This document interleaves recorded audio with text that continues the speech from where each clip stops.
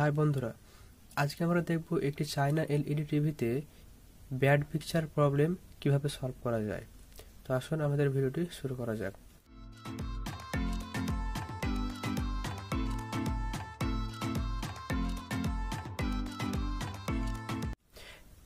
তো বন্ধুরা, এখন আপনারা এই টিভিতে যে প্রবলেম দেখতে পাচ্ছেন সেটাকে বলা হয় এলভিডিএস ম্যাপিং প্রবলেম।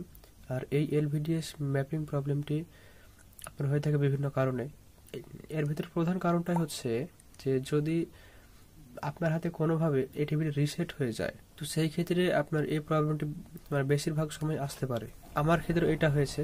ধরুন বন্ধুরা, আমরা এই টিভির প্রবলেমটি সলভ করে দেখি।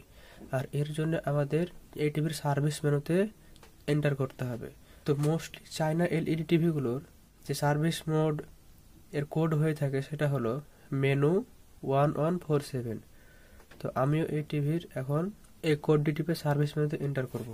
এখন এই রিমোট থেকে আমি সর্বপ্রথমে চাপ দেব মেনু 1147। এখন দেখুন আপনাদের সামনে এর যে সার্ভিস মেনু সেটি ওপেন হয়ে গিয়েছে।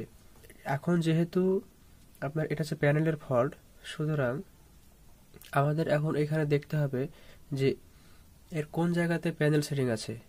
তো আমাদের এখানে দেখুন এর 7 নম্বর অপশনটি হচ্ছে প্যানেল সেটিং এর। তো এখন আমরা এই 7 নম্বর অপশনে যাব এবং দেখব এখানে কি হয়ে আছে। চলুন এখন এর 7 নম্বর অপশনে যাওয়া যাক। 1 2 3 4 5 6 7। এই দেখুন আমি এর প্যানেল সেটিং এ এসে গেছি।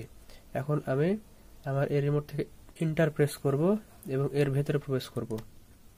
এখন দেখুন এর সর্বপ্রথমে যেটা আছে সেটা হলো প্রিসেট প্যানেল আইডি এবং এখানে আছে যে 1, এটা 1 এ আছে এবং এটা হলো 0 বিট।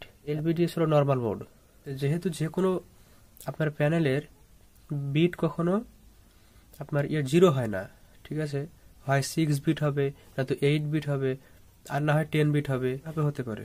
তো এখন আমাদের এর যে প্রিসেট প্যানেল আইডি আছে, এখন এখানে 1 আছে, ঠিক আছে।